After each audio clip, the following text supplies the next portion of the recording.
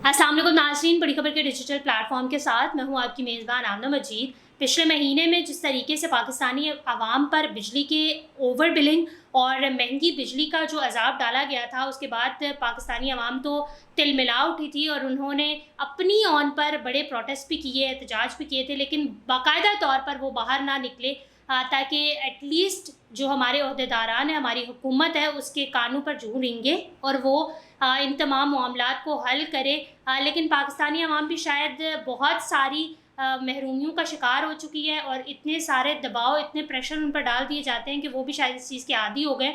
लेकिन इन तमाम सूरत हाल में जहाँ दीगर जो पार्टीज़ हैं वो अपनी अपनी में लगी हुई हैं, वहीं जमात इस्लामी ने ये बेड़ा उठाया था और उन्होंने आज एहतजाज की कॉल दी थी। पूरे पाकिस्तान से जो है वो उनके कारकुनान इस्लामाबाद की तरफ रवां दवां है, लेकिन वहीं पे हुकूमत भी एक्टिव हो चुकी है और उसने मुल्क भर में जो जमात इस्लामी का इस्लामाबाद में धरना होना है उस हवाले से क्रैकडाउन शुरू कर दिया है और मुतअद्दिद बताया जा रहा है कि जमात इस्लामी के कारकुनान और जमात इस्लामी से ताल्लुक़ रखने वाले रहनुमा वो गिरफ़्तार कर लिए गए हैं मुख्तलिफ़ शहरों से।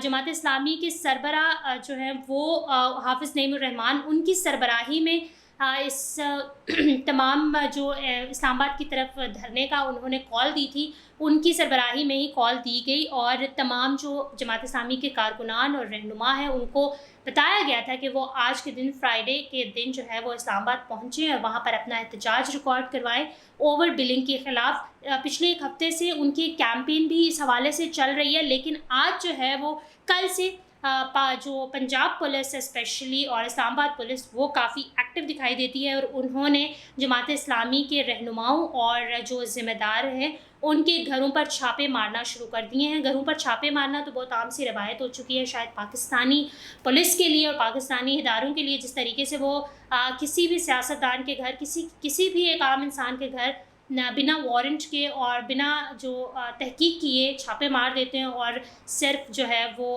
उन लोगों को उठाने की कोशिश करते हैं। अगर वो लोग नहीं मिलते, ज़िम्मेदार नहीं मिलते, तो उनके घरों में से किसी को उठा लिया जाता है और ये रिवायत जो है वो चल निकली है, जिसको रोकना शायद बहुत मुश्किल हो चुका है। जमात इस्लामी के मरकज़ी सेक्रेटरी जनरल अमीरुल अज़ीम के घर पर छापा मारा गया। बताया जा रहा है कि उनको गिरफ़्तार तो ना किया जा सका, लेकिन उनके ड्राइवर को उठा के ले गए हैं।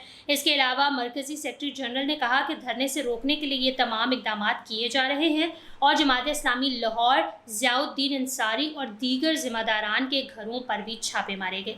इसी तरह मुख्तलिफ़ जगहों पर पुलिस एहलकारों ने ख़वातीन के साथ भी बदतमीज़ी की, कारकुनान के साथ भी बदतमीज़ी की और उन लोगों के साथ बदतमीज़ी की जो ओवर बिलिंग की वजह से एहतजाज करना चाह रहे थे। और शहरियों बेसिकली ये शहरियों का आइनी और कानूनी जमहूरी हक़ है जिसको वो इस्तेमाल कर रहे हैं, लेकिन पुलिस जो है वो अपना काम कर रही है। और एक्सप्रेस न्यूज़ के मुताबिक एक पुलिस एहलकार ने बताया कि किसी ज़ाहिर पीछे से अहकामात की वजह से ही जो है वो ये तमाम काम किए जा रहे हैं और पेशगी इक़दामात की हिदायत मिली है, तभी ये काम हो रहे हैं।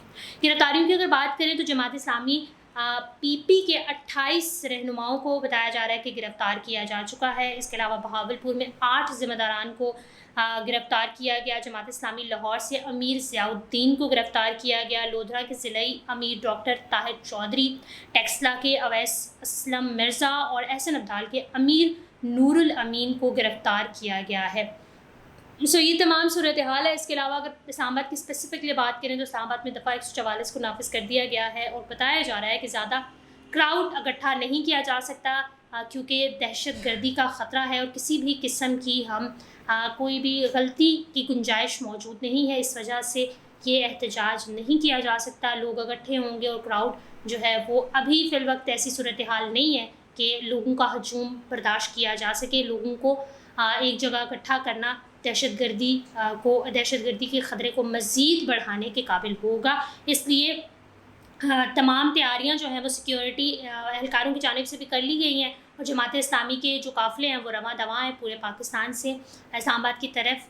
देखते हैं कि क्या सूरत हाल पैदा होती है। अभी इस्लामाबाद की सूरत हाल ये है कि कंटेनर्स एज़ ऑलवेज़ जो है वो रखे जा चुके हैं और डी चौक जाने वाले तमाम रास्तों को बंद करने की कोशिश की जा रही है। सिक्योरिटी एहलकार تعینات کر دیے گئے ہیں. اسلام آباد پولیس کی بھاری نفری موجود ہے. اس کے علاوہ پنجاب پولیس کی نفری بھی موجود ہے. اور اسلام آباد کی سڑکوں پر جو ہے وہ آپ کو لوگوں کے ساتھ ساتھ گاڑیوں کے ساتھ ساتھ کنٹینر اور اسلام آباد پولیس جبکہ پنجاب پولیس کے اہلکار بھی خوب دکھائی دینے والے ہیں ان دنوں میں. آج کے دن تو آپ کو کچھ ایسا ہی ملے گا. اس کے علاوہ اگر اسلام آباد کی لوکل سروس کی بات کی جائے تو میٹرو بھی فی الوقت بند کر دی گئی ہے. اسی کے پیش نظر جو ایک دھرنے کے پیش نظر جو ہے وہ بند کر دی گئی ہے. لوگوں کا ہجوم ہوگا اور اس میں صورتحال بگڑنے کا اندیشہ بھی ہوتا ہے. اگر دفعہ 144 نافذ کر دی گئی ہے اور پولیس کے اہلکار بھی اچھی خاصی تعداد میں موجود ہیں اور وہ خود یہ کہہ رہے ہیں کہ پیچھے سے ان کو آرڈر بھی ملا ہوا ہے کہ امن و امان کی صورتحال کے پیش نظر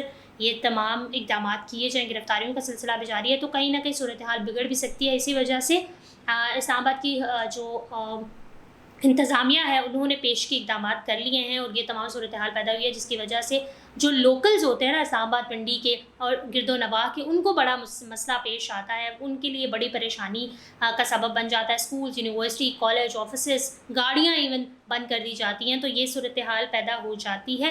اس کے ساتھ ساتھ اگر میں بات کروں کہ جو بیسک مقصد ہے جلسے کا وہ دھرنے کا وہ بیسکلی یہ ہے کہ اوور بلنگ کے خلاف احتجاج کیا جا رہا ہے. پاکستانی عوام پر ایک غریب بندے پر آپ اتنا بوجھ ڈال رہے ہیں وہ برداشت نہیں کر سکتا. ٹیکسز اتنے زیادہ لگائے جا رہے ہیں. اتنی تو بجلی بھی استعمال نہیں کی جاتی جتنے آپ کو بل دینا پڑ رہے ہیں جتنے آپ ٹیکسز لگا رہے ہیں. تو ان کے خلاف ایک جمہوری حق ہے جس کو جماعت اسلامی اور کارکنان جو ہے وہ استعمال کر رہے ہیں. ان کا وہ آئینی حق ہے جس کو آپ ان سے کسی صورت بھی چھین نہیں سکتے. اور یہ جو ٹرینڈ چلا ہوا ہے گرفتار کر لینا اور کسی کو ڈرا دھمکا کے واپس گھر بھیج دینا یہ انتہائی افسوسناک سی صورتحال ہے. جب آپ ایک جمہوری ملک میں ایک ڈیموکریٹک ملک میں ڈیموکریسی استعمال نہیں کر سکتے تو پھر مجھے نہیں لگتا کہ یہ چیزیں جو ہیں وہ اتنی اسموتھ چل سکتی ہیں. اس حوالے سے اگر آپ کچھ کہنا چاہتے ہیں تو کامنٹ سیکشن میں ضرور کہیے گا. بڑی خبر کو لائک کریں، شیئر کریں، سبسکرائب کریں اور اپنی ہوسٹ آمنہ مجید کو اجازت دیجیے. اللہ حافظ.